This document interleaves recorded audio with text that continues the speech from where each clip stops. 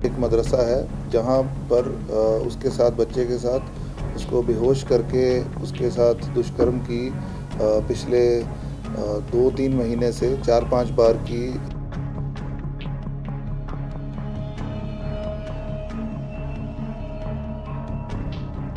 सारे टीचरों ने मशवरा करा कि भाई ये आदमी गैर जिम्मेदार है, इस टीचर को ये रखना नहीं है हमें यहाँ पर, तो उसको रात को ही यहाँ से जो है भेज दिया।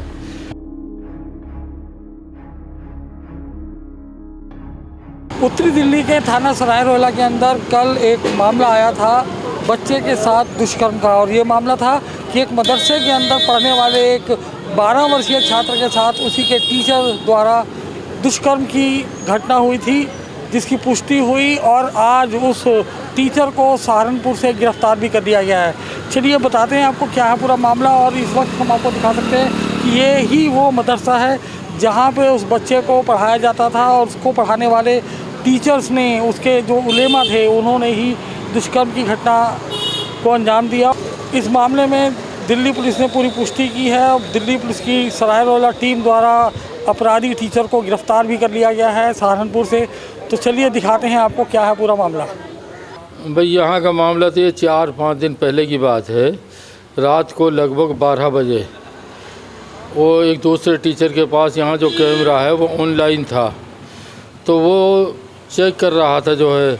उस वक्त देखा कि एक बच्चा परेशान है, तो वो जैसे नीचे आया, ऊपर की मंजिल में से थे वो, तो वहाँ देखा कि वो बच्चा जो है बराबर में ही कमरा है टीचरों का, 2 टीचर थे उसमें, तो एक टीचर के पास बैठा है वो जो है। मुझे बुला लिया उस टीचर ने जिसने कैमरे में देखा था। उन्होंने कहा कि जी ये जो बच्चा यहाँ बैठा था। मैंने उनसे कहा भाई टीचर से कि भाई क्या बात है। कहने लगे जी इसे बुखार हो रहा, बच्चे को ये घबरा रहा था। भाई बच्चे से पूछा, मैं हाँ बेटे क्या बात है। बच्चा कहने लगा जी कोई बात नहीं, बुखार हो रहा मुझे। हमने उसको चेक करा तो बुखार था, वाक़ईतन उसको काफ़ी बुखार था। तो हमें गुस्सा आया उस टीचर के ऊपर कि भाई जब इस बच्चे को बुखार था तो आपकी ज़िम्मेदारी ये थी कि यहाँ पर ज़िम्मेदारों को आप बताते हमें, ताकि हम इसको दवा दिलवाते। अगर डॉक्टर की दुकान ही बंद होती तो हम हॉस्पिटल ले जाते। इससे पहले भी कितनी दफ़े हम हॉस्पिटल बच्चों को लेके गए हैं। तो ये बात हुई, फिर उस बच्चे को हमने दवा दी और बच्चे को हमने जो सुला दिया। उसके बाद जो है सारे टीचरों ने मशवरा करा कि भाई ये आदमी गैर जिम्मेदार है, इस टीचर को ये रखना नहीं है हमें यहाँ पर, तो उसको रात को ही यहाँ से जो है भेज दिया। अब पता नहीं वो कहीं रास्ते में से आकर है नहीं, उसने उस बच्चे के घर पर फ़ोन करा और बच्चे के बाप को बताया कि तुम्हारा बच्चा बीमार है। हम तो जो है जब थोड़ा सा सवेरा होता था जब बताते, उसने रात को बताया। उनका बाप सवेरा आया, आकर उसने कहा कि बच्चा हाँ भाई इसकी तबीयत ख़राब है, और देखो ये ऐसे ऐसे मामला था। वो उस्ताद के पास बैठा था, वो कह रहा है कि इसको बुखार आ रहा। हमने देखा बुखार है, हमने इससे पूछ लिया, ये कह रहा मेरे साथ कोई ऐसी बात नहीं है किसी भी तरह की। जैसे आदमी के मन में आती है कि भाई इसके पास बैठा था यहाँ कमरे में, तो क्यों बैठा था, ये जो हर आदमी के दिल में आती है, आप इससे मालूम कर लो। फिर बाप लेके गया उसे, बाप ने उससे पूछा, कहने लगे अब्बा कोई बात नहीं है। उसके 2 घंटे बाद बाप आया यहाँ पर, कहने लगा जी मैंने बच्चे से पूछा कोई बात नहीं है, उसको बुखार ही है, मुक्त आप ऐसा उसका इलाज करवा लो, जब ठीक हो जाए जब ले आना। भाई इतनी बात है यहाँ की। तो जी मतलब आपके हिसाब से ये पूरा अभी कुछ नहीं, हमारे इल्म में ज़रा सी भी बात नहीं है। अगर ज़रा भी हमें शक भी हो जाता ना उसका, तो मैं फ़ौरन उसे पुलिस में दे देता। मेरा मिजाज ऐसा है कि मैं इस चीज़ को बर्दाश्त नहीं करता। कहीं ना कहीं ये आरोप भी लगाया जा रहा है कि सीसीटीवी कैमरे जो लगे हुए हैं उनके ऊपर कपड़ा डाला जाता था। ये तो है, कपड़ा तो उस दिन डाला उसने जिस दिन उस टीचर ने देखा है, उसने कपड़ा डाला है, तभी तो उसको शक हुआ ना। फिर उसने थोड़ा और गौर से देखा कोई बच्चा है, तो यहाँ आकर है नहीं देखा। ये सही है। कितने बच्चे पढ़ते हैं?